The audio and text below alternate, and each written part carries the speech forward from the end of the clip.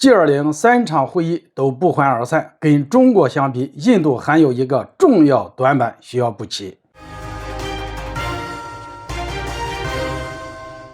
大家好，我是肖印华。印度当局显然不具备在国际场合上扮演调解人的能力，其控场能力和谋求大国身份明显不匹配。在这方面，印度跟中国还有很大的差距。最近 G20 外长会议成为人们关注的焦点，40个国家和组织代表齐聚新德里，准备就当前突出的能源和粮食安全、环境变化、反恐、欠发达国家债务等议题展开讨论。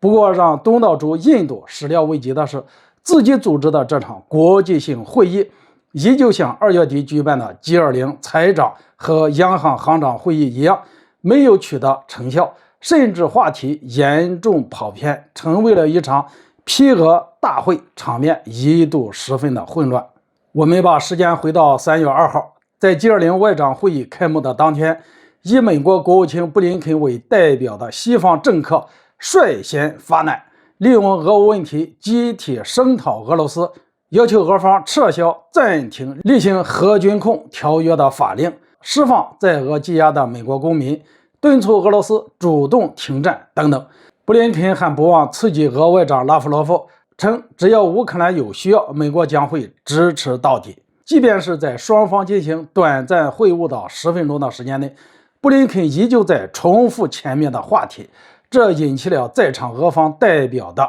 极度不满，火药味十足。那么在会场逐渐失控之际，印度作为主办方又在干些什么呢？印度眼瞅着西方国家阴奉阳违，不务正事，却没有任何拿出实质性的叫停措施，导致气氛逐渐凝重。欧洲国家的外长们虽然嘴上喊着强烈拥护东道主拿出的会议优先议题，行动上却没有完全把印度放在眼里。在这些西方政客看来， G20 会议就是可以拿来随意攻击他国的武器平台。其实，印度为这场国际会议的顺利举办也是动了一番脑筋的。为了更好地迎合各国外长们的饮食习惯，推出了以小米为主食的多种菜肴。然而，现实存在的许多矛盾，不是靠几顿美味佳肴就能解决的。连续3场国际大型会议均不欢而散。除去与会国家之间本来就带着矛盾外，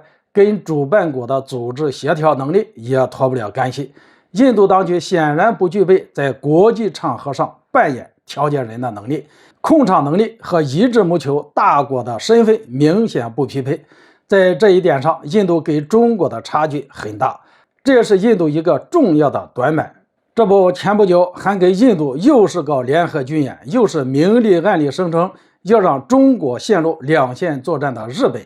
其外长林方正却缺席了 G20 外长会，后又出现在美日印澳4边机制外长会上，丝毫不给印度面子，引发人们对日印关系的热议。可见印度在发展外交上过于幼稚，一味的靠所谓利益捆绑拉拢关系，最终达不成办会的目的。中国在处理国际问题上的做法很值得印度学习。例如，在对待俄乌问题上，中国拿出的关于政治解决乌克兰危机的中国立场，一经问世就受到了各个国家的好评，被外媒称作中国版和平方案。连俄乌双方也对中国的建议表示赞赏。而中国近些年来举办的金砖峰会、G20 峰会、博鳌亚洲论坛等等高规格的国际性会议，不仅高质量地完成了会议议程，还取得了实质性的成果，彰显了中国的大国领导能力。因此，印度应该在这方面加强修炼，而不是整天在边境上故意找事。好了，今天就说到这里，咱们下次见。